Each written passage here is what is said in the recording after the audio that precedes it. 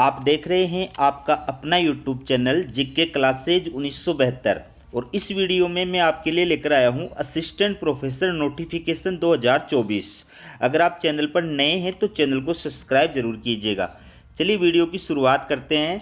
ये आप देखिए एम्प्लॉयमेंट नोटिस और ये 16 फरवरी 2024 को जारी किया गया है और लास्ट डेट टू अप्लाई यानी आवेदन की जो अंतिम तिथि है वो है 15 मार्च 2024। तो ये किस यूनिवर्सिटी के द्वारा जारी किया गया है, क्या क्या योग्यताएं हैं, किस किस विषय में कितनी कितनी पोस्ट है, पूरी जानकारी वीडियो के अंदर आपको प्रदान करूंगा। पूरा वीडियो देखिएगा, ठीक है। तो इस यूनिवर्सिटी के अधीन जो भी डिपार्टमेंट या स्कूल संचालित हैं, ठीक है, उनके द्वारा सीधी भर्ती के लिए असिस्टेंट प्रोफेसर की, एसोसिएट प्रोफेसर की और प्रोफेसर की सीधी भर्ती के लिए जो है भारतीय नागरिकों से और भारतीय मूल के विदेशी नागरिकों से जो है ऑनलाइन आवेदन फॉर्म जो है यूनिवर्सिटी के द्वारा आमंत्रित किए गए हैं।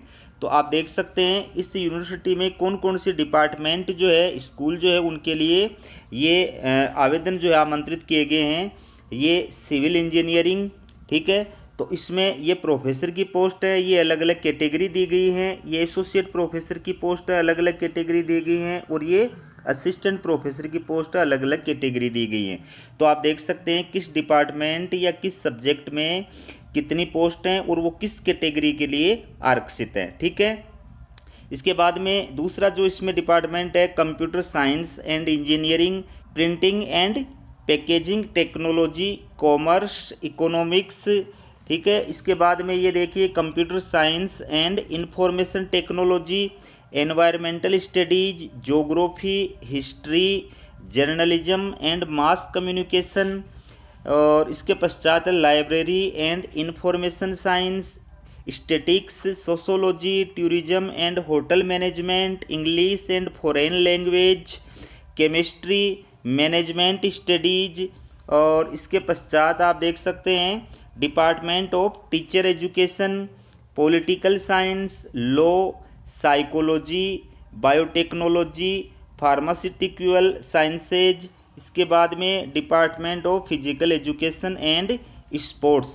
तो ये इंजीनियरिंग और तकनीकी, साथ ही साथ में नॉन इंजीनियरिंग और तकनीकी विषयों के लिए जो है यूनिवर्सिटी के द्वारा आवेदन फॉर्म आमंत्रित किए गए हैं, ठीक है। और ये आप पे स्केल देख सकते हैं, ये एसोसिएट प्रोफेसर, प्रोफेसर और असिस्टेंट प्रोफेसर का जो है पे स्केल है, ठीक है।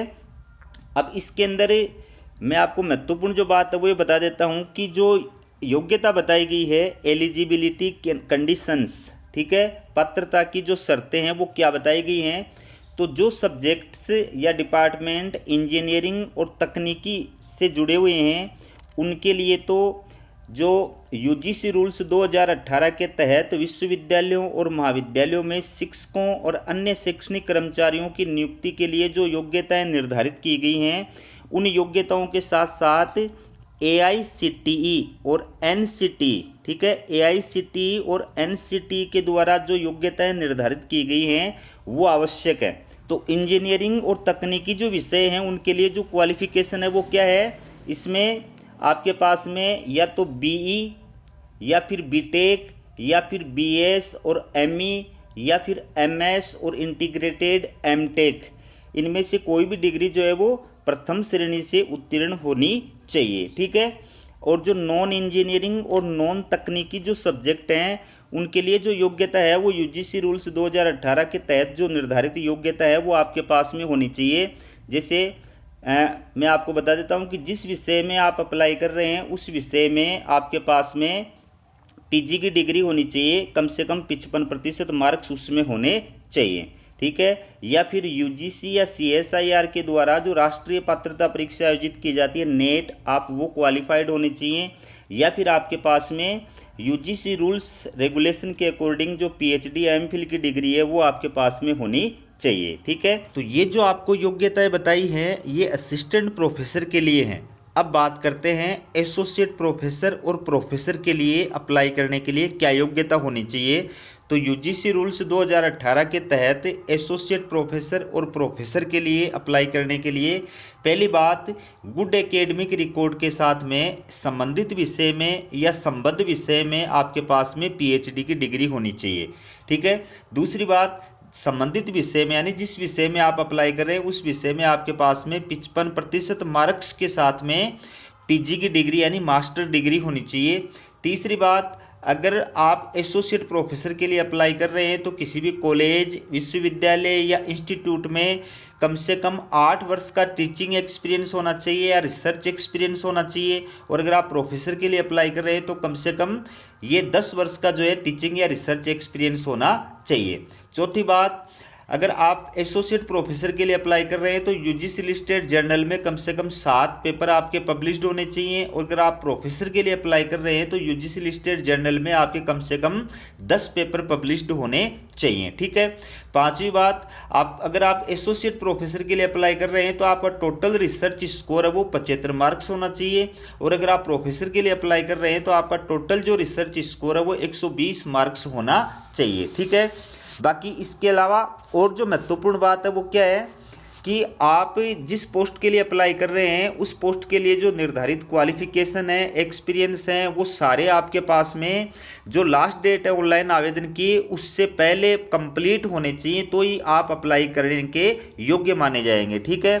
और दूसरी जो इसके अंदर महत्वपूर्ण बात है वो क्या है कि SC ST OBC PWD या EWS कैटेगरी के जो अभ्यर्थी हैं उनको रिजर्वेशन के अंदर और आयु सीमा के अंदर छूट का जो लाभ है वो गवर्नमेंट ऑफ इंडिया की नीति के अनुसार प्रदान किया जाएगा।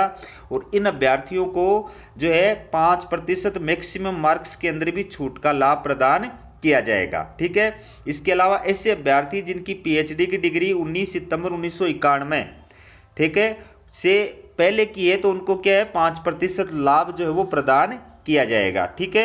अब इसके अंदर और जो महत्वपूर्ण टर्म्स और कंडीशंस हैं ये आप इसमें पढ़ सकते हैं। जो लास्ट डेट है वो 15 मार्च 2024 है। आपको ऑनलाइन आवेदन करना है। यूनिवर्सिटी की जो ऑफिशियल वेबसाइट है उस पर ऑनलाइन आवेदन करना है। और आपका जो एप्लीकेशन फ़ीस है वो आपको डेबिट कार्ड या क्रेडिट कार्ड या बैंकिंग या पेमेंट गेटवे इनमें से किसी भी तरीके से जो है वो ऑनलाइन जमा कराना है। बात करें एप्लीकेशन फ़ीस की तो एप्लीकेशन फ़ीस आप देख सकते हैं इसमें UR OBC और EWS कैटेगरी के जो अभ्यर्थी उनकी एप्लीकेशन फ़ीस 1000 रुपये है। SC ST PWBD और महिला कैटेगरी के जो अभ्यर्थी हैं उनकी कोई फ़ीस नहीं है। ठीक है। उनकी कोई फ़ीस नहीं है और इस आपकी जो फ़ीस है वो आपको वापस नहीं लौटाई जाएगी। ठीक है। इसके अलावा ऐसे अभ्यर्थी जो एक से अधिक पदों के लिए अप्लाई करने जा रहे हैं तो उनको सेपरेट अलग अलग पोस्ट के लिए अलग अलग आवेदन करना होगा और फीस जो है वो भी सेपरेट अलग अलग पोस्ट के लिए अलग अलग ही अदा करनी होगी। ठीक है। इसके अलावा जो आरक्षित कैटेगरी के अभ्यर्थी हैं उनको आरक्षण का जो लाभ है वो भारत सरकार की नीति के अनुसार प्रदान किया जाएगा। ये सेंट्रल यूनिवर्सिटी हरियाणा के द्वारा विज्ञापन जारी किया गया है। तो इसमें सेंट्रल गवर्नमेंट की जो नीतियाँ हैं वो लागू होंगी, स्टेट गवर्नमेंट की नीतियाँ लागू नहीं होंगी। ठीक है। और स्टेट पात्रता परीक्षा वाले अभ्यर्थी जो हैं वो इसके अंदर अप्लाई नहीं कर सकते हैं। ठीक है। सेंट्रल गवर्नमेंट है तो इसमें नेट या फिर PhD क्वालिफाइड जो अभ्यर्थी हैं वो अप्लाई कर सकते हैं। और बाकी जो इंजीनियरिंग और तकनीकी सब्जेक्ट है उनके अंदर जो अभी मैंने आपको बताया AICTE या NCTE के जो रूल्स हैं उसके अकॉर्डिंग जो योग्यता मैंने आपको बताई है उस योग्यता को धारण करने वाले जो अभ्यर्थी हैं वो अप्लाई कर सकते हैं। तो फिलहाल आपको ऑनलाइन आवेदन करना है। आपको यूनिवर्सिटी में किसी भी प्रकार का ऑफलाइन डॉक्यूमेंट्स नहीं भेजना है। यूनिवर्सिटी के द्वारा आपको जो है शॉर्ट लिस्टेड किया जाएगा और शॉर्ट लिस्टेड किए गए जो अभ्यर्थी हैं उनका इंटरव्यू होगा। इंटरव्यू की जो सूचना है आपको यूनिवर्सिटी के द्वारा ईमेल के माध्यम से प्रदान की जाएगी। इसलिए ऑनलाइन आवेदन फॉर्म में आप जो ईमेल और मोबाइल नंबर दे रहे हैं वो बिल्कुल चालू स्थिति में रहने चाहिए और समय समय पर आपको ईमेल चेक करते रहनी चाहिए, क्योंकि जो भी अपडेट होगी इंटरव्यू से रिलेटेड वो आपको ईमेल के माध्यम से प्रदान की जाएगी। ठीक है।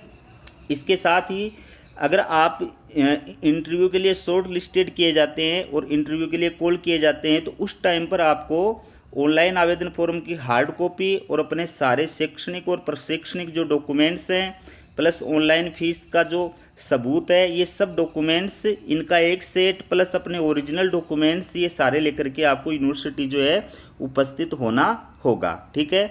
इसके अलावा ऐसे अभ्यर्थी जो पीएचडी क्वालिफाइड हैं उनको एक प्रमाण पत्र जो है वो प्रस्तुत करना होगा, इस साक्ष्य का प्रमाण पत्र कि उनकी पीएचडी की जो डिग्री है वो यूजीसी रूल्स के अकॉर्डिंग जो है इस साक्ष्य का एक प्रमाण पत्र उनको प्रस्तुत करना होगा। ठीक है। और बाकी जो है इसके अंदर पूरे निर्देश आप और विस्तृत पढ़ सकते हैं। मैंने जो बेसिक बातें हैं, महत्वपूर्ण जो बातें हैं वो आपको विस्तार के साथ में बताइए।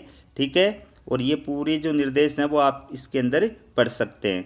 तो योग्य जो अभ्यर्थी है तकनीकी और इंजीनियरिंग सब्जेक्ट के अंदर वो भी अप्लाई कर सकते हैं, नॉन तकनीकी और नॉन इंजीनियरिंग सब्जेक्ट के अंदर वो भी जो इसमें अप्लाई कर सकते हैं। अप्लाई आपको ऑनलाइन करना है, ऑफलाइन अप्लाई नहीं करना है, और ऑफलाइन किसी प्रकार का कोई डॉक्यूमेंट्स आपको नहीं भेजना है। ठीक है। बाकी आरक्षित कैटेगरी के जो अभ्यर्थी अप्लाई कर रहे हैं, स्टेट जो कास्ट सर्टिफिकेट है उसके आधार पर आपको आरक्षित कैटेगरी का लाभ प्रदान नहीं किया जाएगा, क्योंकि ये सेंट्रल गवर्नमेंट की यूनिवर्सिटी है। इस वजह से सेंट्रल गवर्नमेंट के जो रूल हैं वो यहाँ पर लागू होंगे। ठीक है।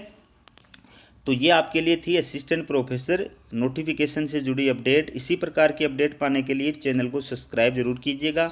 हमारा वीडियो देखने के लिए आप सभी का बहुत बहुत धन्यवाद।